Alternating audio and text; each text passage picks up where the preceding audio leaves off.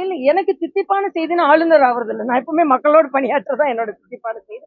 இன்னைக்கு போறது நாங்க வந்து மரியாதைக்குரிய அண்ணன் சிபிஆர் அவர்களை பார்த்து வாழ்த்து தெரிவிப்பதற்கும், கட்சிக்கும் மரியாதைக்குரிய பாரத பிரதமருக்கும் நன்றி தெரிவிப்பதற்காகத்தான் நாங்க போறோம்.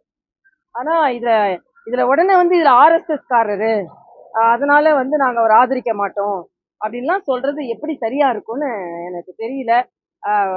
ஊழல்வாதி இல்லல்ல, ஆர்எஸ்எஸ் காரர் தானே. ஆர்எஸ்எஸ் காரர் என்பது அவர்கள் வந்து ஒரு நல்ல வாழ்க்கை முறையை நடைமுறையை மேற்கொள்பவர்கள்.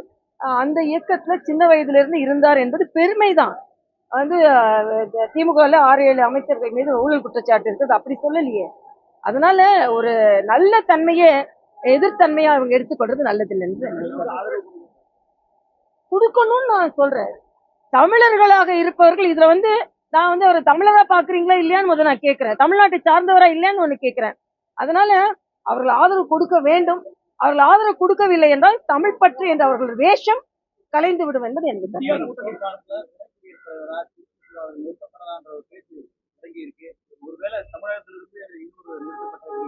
அதாவது இது என்ன போட்டிக்கு நிறுத்துற மாதிரி இருக்கு இது. அதனால முதல்ல நாங்க தானே அதற்கான முன்னெடுப்பை ஏற்றிருக்கோம். அதனால இப்படி போட்டி பேசாம விதண்டாவாதம் பேசாம ஒரு தமிழ் தலைவருக்கு, தமிழ் மண்ணை சார்ந்தவருக்கு எந்த மாற்று கருத்து இருந்தாலும் அதற்கு ஆதரவு தெரிவிக்க வேண்டும். அதுதான் தமிழ் மக்களுக்கு திராவிட முன்னேற்ற கழகம் செய்யும் சரியான கடமையாக இருக்க முடியும் என்பது எனக்கு. அப்படிலாம் இல்ல. திறமையாளருக்கு ஒரு தமிழருக்கு வாய்ப்பு கிடைத்த உடனே அதுக்காக கொடுத்தீங்களா இதுக்காக கொடுத்தீங்களான்னு கேட்டுட்டு இருக்காதுங்க. அவர் நல்ல தலைவர். அவர் 2 முறை பாராளுமன்ற உறுப்பினராக இருந்திருக்கிறார். அதுல ராஜ்யசபை நல்லா நடத்துவார். அதே மாதிரி கான்ஸ்டிடியூஷனல் நாலேஜ் அதுக்கு வேணும். அதுக்கு வந்து ஆளுநராக இருந்திருக்கிறார், அடிமட்ட தலைவராகவும் இருந்திருக்கிறார். இதை விட தகுதியான ஒரு யார் உங்களுக்கு நினைக்கிறேன்? செல்வ பெருந்தகை இப்ப என்ன பிரச்சனைன்னு கேட்கிறேன். முத நீங்க தமிழை வந்து மதிக்க கற்றுக்கொள்ளுங்கள். இவங்க இன்னைக்கு இவ்வளவு பேசுறாங்கல்ல, பிஜேபி ஒண்ணு செய்யல. சிதம்பரம் என்ன செஞ்சாருன்னு பட்டியலிட சொல்லுங்க. 5 திமுக அமைச்சர்கள் என்ன பட்டியலிட சொல்லுங்க. நான் இன்னைக்கு சொல்வேன், இந்த ஏர்போர்ட் விரிவுபடுத்தப்பட்டது மரியாதைக்குரிய பாரத பிரதமரால். தூத்துக்குடி ஏர்போர்ட் விரிவுபடுத்தப்பட்டது மரியாதைக்குரிய பாரத பிரதமரால். தூத்துக்குடி துறைமுகம் விரிவுபடுத்தப்பட்டது மரியாதைக்குரிய பாரத பிரதமரால். திருச்சி ஏர்போர்ட் விரிவுபடுத்தப்பட்டது மரியாதைக்குரிய பாரத பிரதமரால். இன்னைக்கு அங்க ஒரு கார் தொழிற்சாலை வைக்கிறீங்க.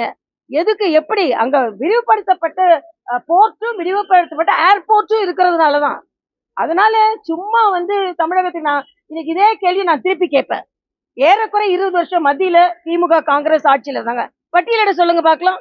நான் பட்டியலிட முடியும். 10 லட்சம் கோடி ரூபாய்க்கு இன்ஃப்ராஸ்ட்ரக்சரை தமிழகத்திற்கு கொண்டு வந்திருக்கிறோம்னு பட்டியலிட முடியும். அதனால சும்மா அப்படியே பேசிட்டு இருக்க வேணாம். நீங்கள் இந்த முறை சிபிஆர் அண்ணனுக்கு ஆதரவு தரவில்லை என்றால் தமிழக மக்கள் உங்களை புரிந்து கொள்வார்கள். அதை நீங்கள் புரிந்து கொள்ளுங்கள். செய்திகளை உடனுக்குடன் தெரிந்து கொள்ள கீழ்கண்ட கேபிள் மற்றும் டிடிஹெச் நெட்வொர்க்குகளில் எம்நாடு செய்தி தொலைக்காட்சியை காணுங்கள். பாதகம் செய்பவரை கண்டால் நாம் பயம் கொள்ளலாகாது பாப்பா. மோதி மிதித்து விடு பாப்பா, அவர் முகத்தில் உமிழ்ந்து விடு பாப்பா.